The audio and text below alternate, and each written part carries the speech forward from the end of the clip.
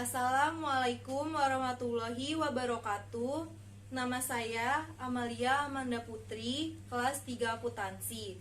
Saya akan menjelaskan materi tentang promosi sebagai salah satu syarat pengambilan nilai mata pelajaran produk kreatif kewirausahaan dengan guru pembimbing Ibu Aam Widyaningsih.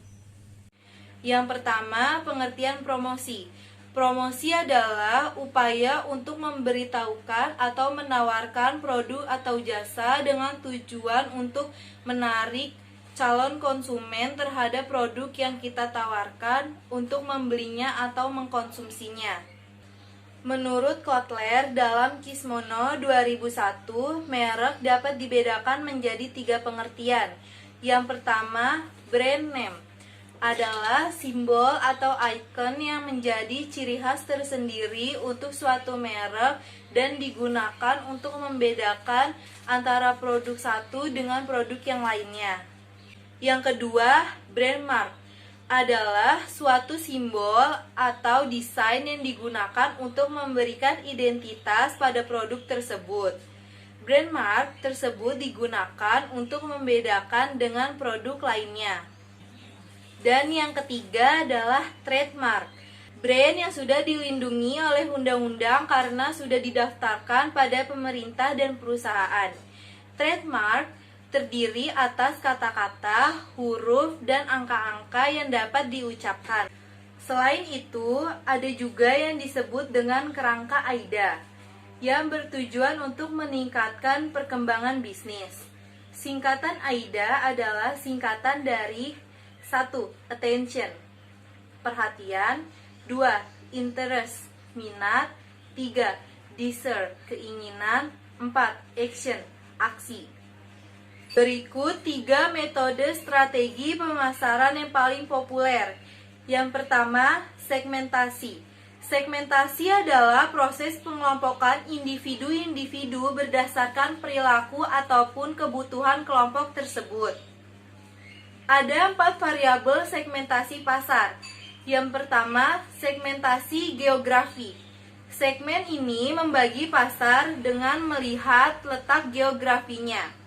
Misalnya, negara, provinsi, kabupaten, dan seterusnya.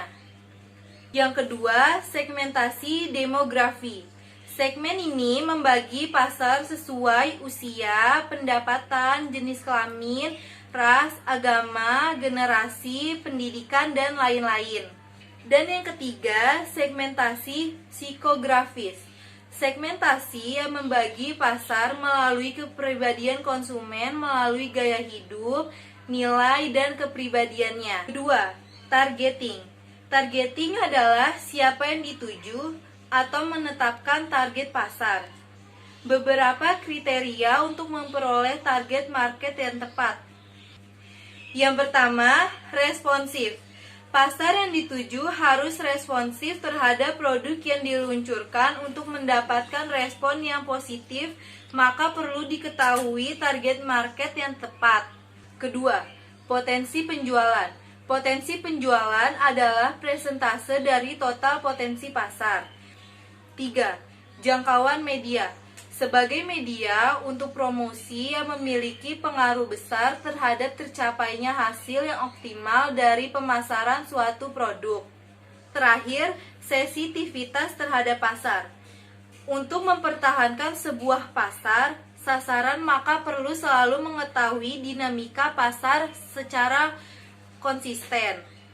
3. Positioning.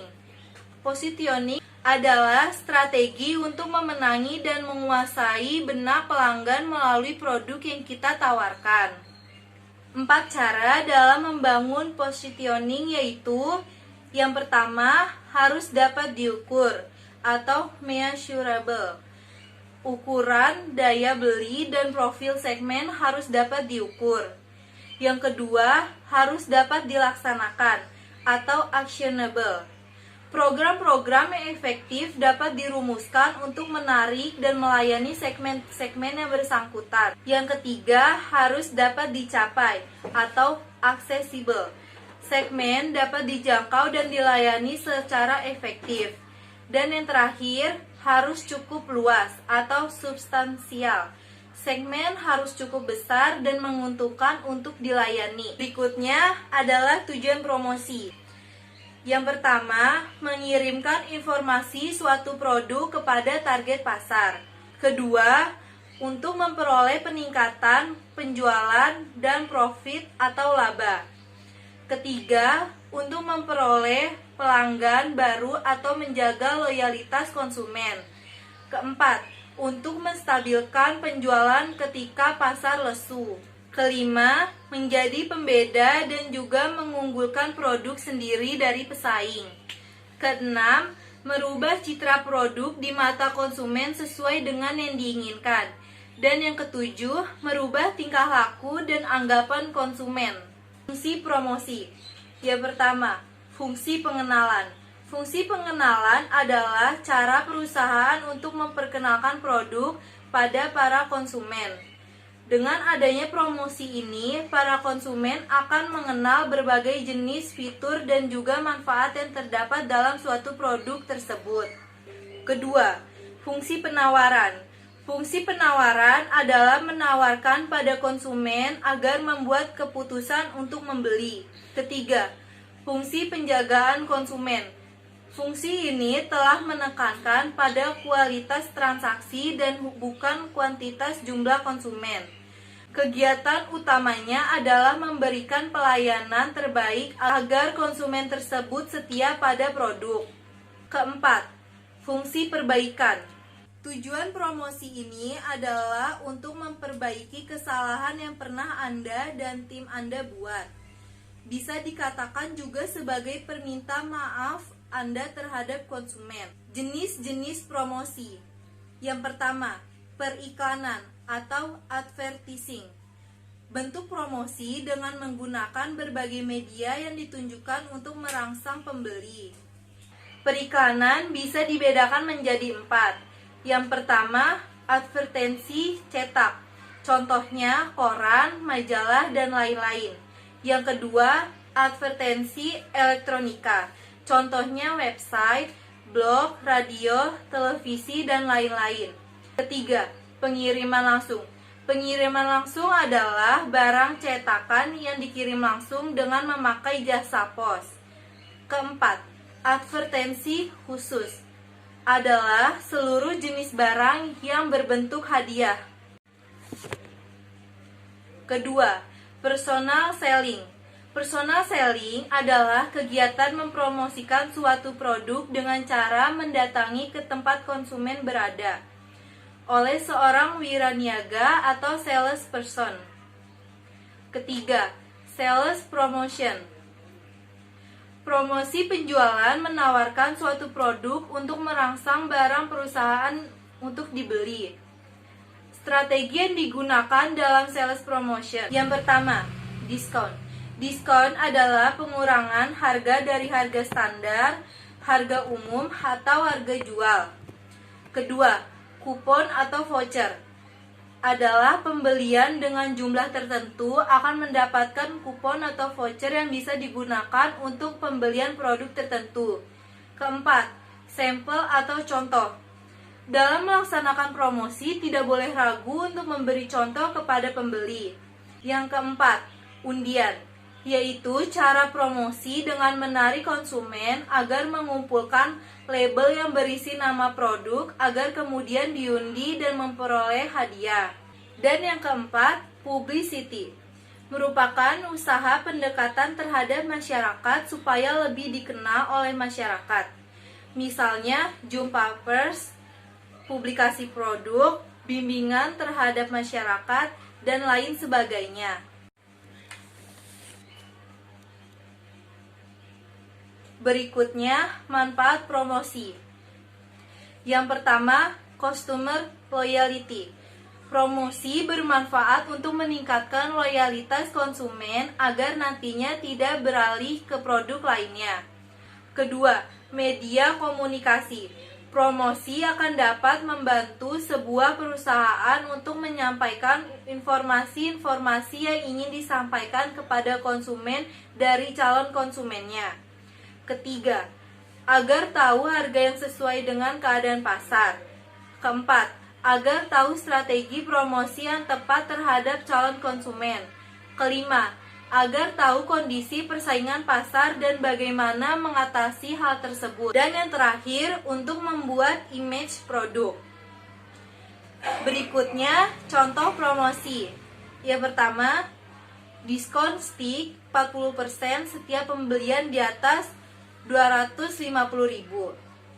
Kedua, paket hemat nasi plus ayam bakar dan es teh manis cuma 20.000. Ketiga, makan berenam hanya 199.000. Berikutnya, menentukan media promosi. Memperkenalkan sebuah produk menjadi brand terkenal sangatlah tidak mudah. Diperlukan sebuah strategi yang sangat tepat. Promosi adalah sebuah usaha untuk menginformasikan dan mengaruhi target konsumen agar nantinya tertarik untuk melakukan pembelian. Langkah-langkah yang harus dilakukan sebelum menentukan media promosi adalah: yang pertama, menentukan target yang ingin dituju. Menentukan target pasar secara jelas dan spesifik, maka Anda dapat membuat anggaran promosi yang efektif. Yang kedua, mengetahui bagaimana karakter target konsumen Anda. Tujuannya untuk mendapatkan strategi pemasaran yang tidak biasa sehingga dapat diterima dan menarik perhatian mereka. Yang ketiga, buat konsep promosi.